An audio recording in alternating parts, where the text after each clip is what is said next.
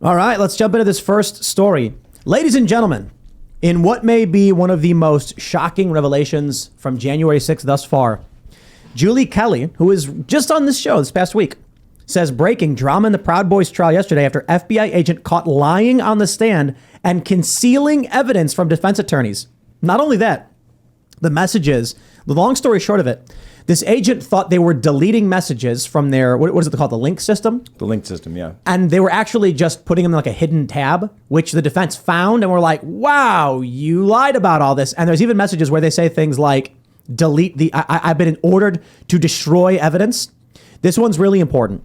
One message says, an agent made a request to Special Agent Miller to, quote, go into a CHS informant report that Miller just put together and edit out that the agent was present.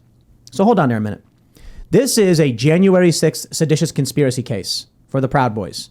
And there was a special agent, there was some kind of federal agent present with these people. Well, that's it. That's evidence of federal involvement right there. Now, here's the crazy thing. The story from Politico says this. Assistant U.S. Attorney Jocelyn Ballantine, who is supervising the case for the Justice Department, acknowledged the likely spill of classified information Thursday morning. She raised particular concerns about a message sent to Miller by another agent who works on covert activity and who said she did not work on the Proud Boys case. Oh, yeah, I believe that. Describing a supervisor's order to, quote, destroy 338 items of evidence. Holy That's a huge number of evidence. Destroying any evidence is huge. No, listen up, insane. folks. Listen up, folks. I've been instructed by my friends down in Washington, D.C. to let you know that those pieces of evidence were totally immaterial. You don't need to worry about those 338 or the 338 pieces of evidence that were destroyed.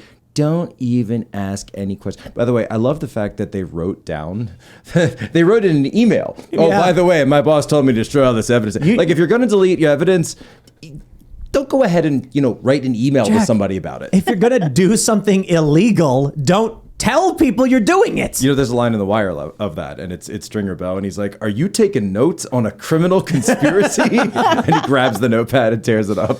I'm kind of worried that we're sitting here all laughing, having a good old time. Meanwhile, this is direct evidence of the utmost government corruption. The regime these guys powerful. are being tortured. I'm curious, how long has this been going on? I mean, when 2 we years. see this kind of corruption, when we see this kind of definitely illegal activity of destroying evidence, how long has the government been behaving this way? Has it been the whole time? Is it only recently? I would assume probably the past 100 years. Probably since the whole Jekyll time, Island, right? and who was it? I would assume Woodrow Wilson. Yeah, I think that Hamilton was pretty nefarious. It's not like the government would ever lie to us about something like a war At this or level, domestic terrorists. But it's sort of shocking to continuously be made aware of the fact that the government is. This is the FBI. They were founded by J. Edgar Hoover. I know, but it's like at this level, to this level, I really think that it's something that's probably come in the past 15 years. Like this level of because of how corruption. much information we all just openly put out on the internet, and There's also been how easy it is to monitor us.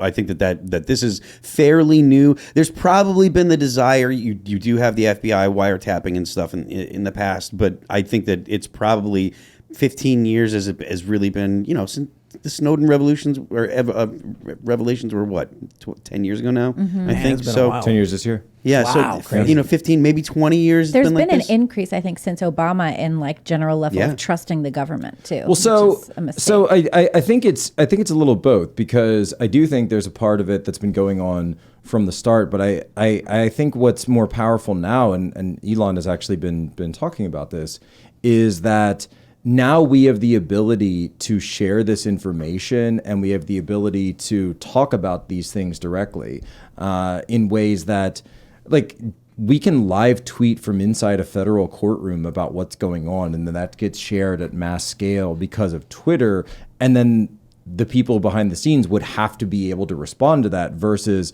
a cub reporter writing that up and it goes in some local paper somewhere. Now we have the ability with distributed networks to actually be able to share it very quickly. Number two, because of the Patriot Act and the high level of technological sophistication that Snowden and others have been able to prove and show to us, and people I used to work with at the fort, they become very stupid. right? So they're extremely powerful, but they don't need to be sophisticated anymore. So you get these dumb levels of operations that never seem to go anywhere, or these stupid cover stories like this Nord Stream 2 thing. Oh no, it was this pro-Ukrainian group, and they just expect everybody to run with that, because back in the day, that's how it used to work. They would just hand something to the New York Times. The New York Times would put Operation Mockingbird. Yeah. The New York Times would print it, and then everybody would just go off of that because that's the paper of record. Meanwhile, nowadays, you can be on Twitter and actually go in and say, wait a minute, like, I know a guy in Denmark, and he says that he was near the pier the night that happened, and this is what he saw. And so instead of this, or post a video of it, and post a video of it. I actually said that the night of the bin Laden raid, you can actually go back and find that the most significant thing that happened that night in 2011 wasn't necessarily that the United States government conducted a covert operation. Okay, that happens. But it was that there was a Pakistani guy, Pakistani guy down the street live tweeting it. Yep. He said, hey, a helicopter just flew over my house. Hey, there's guys getting out. Hey, there's all these explosions and gunfire. What's going on? He was like, and he's "Go away, live little tweeting. bird." Yeah. He's actually live tweeting the bin Laden. I hope the thread is still up somewhere. Yep. Live tweeting the operation in real time. I said, that's the Wow. future right there. That's the wild. future, because now I think it was, I want to say it was Christopher Hitchens or somebody said this recently, or brought this up recently, that he said I don't read newspapers. And he said, well, why don't you read newspapers? He said, well, because I know people in these various industries, and therefore I get the information before the newspaper. That's Twitter. That's social media. Well, yeah, because I've- local news can become national in seconds. to a certain degree, the federal government is attempting to frame the Proud Boys. I should say they're literally trying to frame them. The seditious conspiracy thing is ridiculous. Wasn't there an agent who said they didn't hear anything like this, or what was that about? Yeah, there were early on, and I think this also came out because Julie Kelly was reporting on it on Twitter. She's amazing. Yeah, she's spectacular. And there were some documents. The Can Proud we steal Boys, her? Right? Let's do it. Yes. Yeah, so there were some documents from that she had posted where FBI agents or whatever federal agents had said that they were with the Proud Boys and that they were like embedded with them, and that they heard absolutely no evidence of pre-planning of January 6th at all. So And so they make this up. Here's the crazy and thing. the FBI had also said that there was no evidence of pre-planning. Initially, it was this guy, Dominic Pizzola, was charged with, I think, trespassing, parading, and like vandalism or something. He broke a window. He broke a window. Well, allegedly. And because he's not been convicted of anything. And then they came later, like a year later, and added seditious conspiracy. And I think the reason they did that was because they kept saying insurrection over and over again. And everyone on the right correctly pointed out, yet nobody's been charged with anything related to any kind of insurrection. And then all of a sudden, miraculously, Enrique Tarrio, the leader of the Proud Boys, conspiracy. Yeah, and they're, I think, the only ones. If you do a search, like you can Enrique look Tarrio, at who, by the way, wasn't at January 6th. Right. Yep. Wasn't he in jail? Yeah, He was. I think so. That's so weird. Federal custody. And you can Yeah. look. I mean, the DOJ has all of the case documents up on the website. There's like 944 cases. And if you do searches, you can do searches for like assault. There aren't that many of them, And here's the issue, right? So here's the issue. Break it down. To go back to, because I saw some people out there saying, well, these videos that Tucker put out and this bit, it doesn't change anything because we've seen the other videos and we've seen the committee and we all know what happened that day. Here's what is significant about those videos. And we can talk a little bit about, because I do know something about the larger trove of videos that is coming, by the way.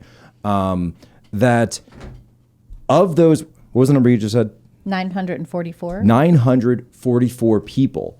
How many of them have actually been charged with anything violent, anything seditious? Right? About 10%, I believe. Maybe 10%. Yeah. And so the Julie other Kelly was tweeting 90% of this are people that were walking around, that were taking pictures. Norm Macdonald had that tweet up where he That was said good. the violent terrorists are abiding by the velvet ropes in Statuary Hall. Right? Yeah. And that's exactly right. And so you can be nuanced enough to be able to say that, yeah, there were, a certain amount, 75 people, 100 people, let's say, that did get out of hand and it was hooliganism. Right. But the vast majority of people there, it was just a crazy situation. People had the doors left open. People were escorted in.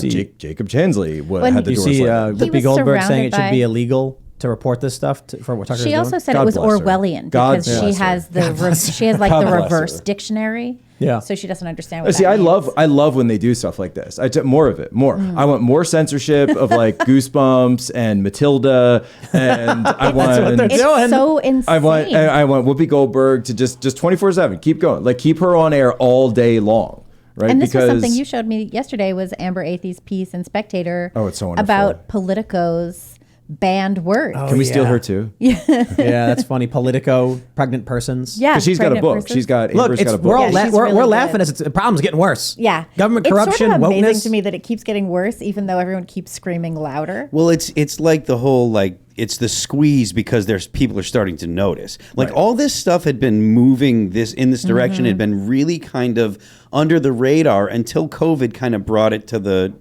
kind of everyone. Well, between COVID Well, because then and everyone George Floyd, saw it. Everyone saw it in their kids' classrooms. Exactly. Everyone saw it after the massive. What do you always say? Hierarchy, not hypocrisy. Yeah, it's hierarchy, not hypocrisy. That after Floyd was killed, you know, it's okay to go protest against racism, but otherwise stay But only in your that. damn house. You can't protest the Right. lockdowns, but you can Right. protest racism. They called all those Michiganders who protested in Lansing racist for going to the Right. Capitol, saying that they should get to open their nail salons. And that's the Speaking thing. of You federal they said agents. racist, Right? and that's the thing. People started to notice that. Wait a minute, there is nothing racist about going to the store. Thanks for watching this clip from the Timcast IRL podcast. Hang out with us live Monday through Friday at 8 p.m. and become a member over at timcast.com for uncensored, members-only shows exclusive. Thanks for hanging out, and we'll see you all next time.